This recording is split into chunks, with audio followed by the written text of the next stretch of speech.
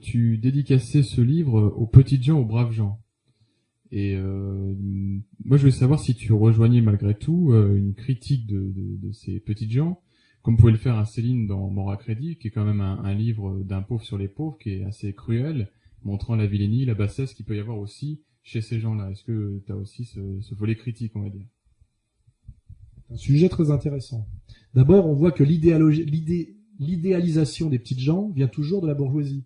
C'est notamment toute l'histoire du marxisme où des bourgeois juifs idéalisent du prolétaire goy. Hein. Ils en ont jamais vu, ils en ont jamais rencontré, et ils leur mettent dans les bras une espèce de mission prophétique historique qui les intéresse pas, les types. Donc ça, Céline l'a compris très vite. Il y a une raison pour laquelle je défends les petites gens et les braves gens, c'est que c'est eux qui font le boulot. Et c'est ça leur morale.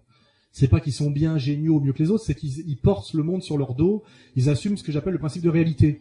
C'est-à-dire qu'ils bossent. Le facteur livre le courrier, le laitier amène le lait, et que ces gens-là servent à quelqu'un. Moi, j'ai un respect infini pour les mécaniciens automobiles et motocyclistes. Les mecs qui réparent ma moto. Moi, je ne sais pas réparer une moto. Et quand je suis face à un jeune qui, lui, pense que je suis 100 fois supérieur à lui intellectuellement, ce qui est vrai sur le terrain du concept, mais lui, il sait comment marche de A à Z un moteur à explosion. Le génie humain, c'est infiniment complexe de maîtriser la totalité du fonctionnement d'un moteur à explosion. Moi, je comprends en gros comment ça marche, mais je suis pas capable de réparer une moto.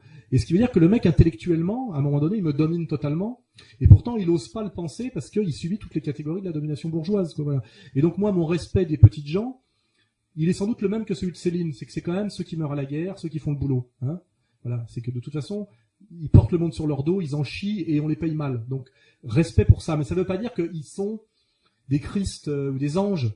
Et c'est ça tout le côté insupportable de la gauche bourgeoise qui idéalise le prolo, puis après d'ailleurs le hait parce que l'ayant idéalisé, elle est déçue. C'est toute l'histoire des gauchistes établis en 68 qui ont rêvé de la révolution prolétarienne parce qu'ils voulaient un spectacle où ils voulaient faire chier leur père, où ils voulaient sortir de l'ennui mauriacien de la bourgeoisie. Ils sont allés voir les ouvriers les ont envoyés chier. Parce que les ouvriers avaient d'autres problèmes. Et du coup, après, ils sont passés dans la haine de l'ouvrier, et cette haine 68arde de l'ouvrier qui vient des connards installés, et de la manière dont Jean-Paul Sartre a été reçu, ce qui est très normal quand il est allé à Boulogne-Billancourt. De là vient toute la haine du prolo de la bourgeoisie de gauche, hein, et qui fait qu'aujourd'hui, ils sont plus à droite que la droite. C'est ça toute l'histoire du trotskisme, toute l'histoire des néoconservateurs, etc. Hein. Et moi, effectivement, c'est là-dessus, je suis très proche de Céline, ce qui est normal. Je suis quelqu'un qui a côtoyé les petites gens toute sa vie, qui les respecte parce que moi, j'ai conscience relativement d'être un parasite. C'est-à-dire que je produis du concept, je produis de la culture, mais je produis pas au sens direct du terme. Et je respecte quand même les gens qui assument la production à ma place. Et c'est pour ça que relativement je dois les défendre, parce que c'est exactement comme quand Mao envoyait des étudiants chinois travailler dans les champs. Il leur faisait bien comprendre que les études de l'étudiant étaient payées par l'agriculteur. C'est ça la logique marxiste, la logique économique. Et moi, je peux faire relativement le guignol, parce que j'ai du talent, c'est certain, et du courage, ça c'est inéluctable, évident, et je le revendique. Hein. J'ai échappé aussi au monde de l'usine et tout ça, parce que j'ai voulu me hisser, etc. Ça c'est la dimension qu'on retrouve chez Jack London. Il y a cette ambivalence chez Jack London, ce respect des petits et ce mépris des petits. Et c'est chez Céline aussi, parce que tu les respectes parce que c'est l'humanité souffrance, tu les côtoies et en même temps tu vois bien qu'ils ont finalement toutes les laideurs de l'être collectif et les laideurs du mammifère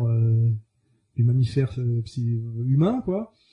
Et puis aussi tu les méprises un peu parce que toi t'as réussi à t'extraire de ce monde-là et que finalement ne s'en sortent pas. C'est-à-dire qu'ils portent leur chaîne, quoi. Je veux dire, et puis de temps en temps, il y en a un qui s'en sort. Alors ça peut donner Bernard Tapie, ça peut donner le héros de Germinal, ou ça peut donner Audiard.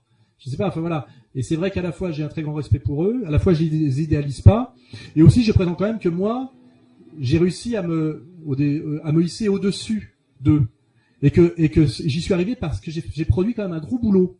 L'air de rien. Quand j'étais aux arts et métiers, par exemple, j'étais élève le soir aux arts et métiers.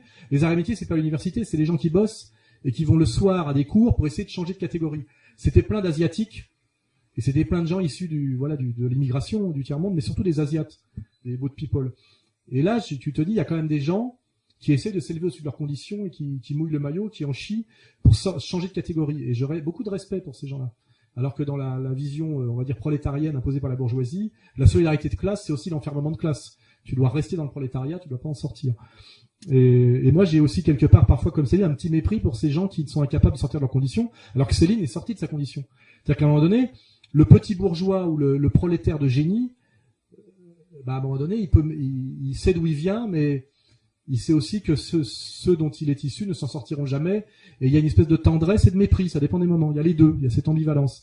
Et ça, c'est le réalisme populaire, c'est tout. Hein. Voilà, il y a toute tendresse, ironie, parfois un peu d'agacement, un peu de colère aussi, même parfois. C'est agaçant parfois de voir comme les mecs ne veulent pas s'en sortir. Hein, c'est replonge, etc. L'alcoolisme. Mais c'est pour ça que j'ai quand même dédié ce bouquin aux petites gens et aux braves gens, parce qu'en dernière instance, c'est eux qui font le boulot et le sale boulot. Et que ça, c'est définitif. C'est ce que je veux dire, c'est au-delà de tout jugement moral ou individuel. Hein, c'est que le plombier est peut-être un peu con, mais il est plombier. Et tu vois, et moi, je sais à quoi servent les plombiers, et je fais pas de plomberie, et je suis bien content que le plombier vienne et fasse son boulot, tu vois. Même si parfois il m'agace parce qu'il a rien compris à la politique, parce qu'il pense que Sarkozy va sauver le pays, parce qu'il dit que quand même il a une belle femme avec Carla Bruni. Enfin, tu vois, des fois tu te dis, quand même un peu abruti le mec. Mais il fait le boulot et il est à quatre pattes sous ton évier, tu vois, et voilà. Et ça, l'air de rien, c'est indépassable, tu vois. C'est au-delà de la critique individuelle, au-delà du moralisme, etc. Et je pense que ça se retrouve au Chiss et Céline. Ça se retrouve pas chez Nab. Chez Nab, la dimension sociale est totalement absente, le monde du travail est totalement absent. C'est pour ça que Nab ne peut pas prétendre être célinien. Il ne l'est absolument pas. Le logiciel de Céline, c'est de toute façon, quoi qu'il arrive, c'est toujours les petits et les pauvres qui l'ont dans le cul. C'est ça, le colonne vertébrale de l'œuvre de Céline. Et c'est pour ça que ça reste, d'une certaine manière, un auteur de gauche, malgré tout.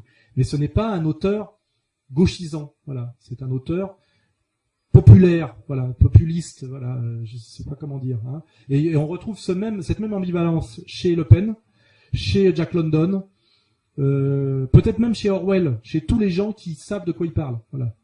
Et ça, c'est important.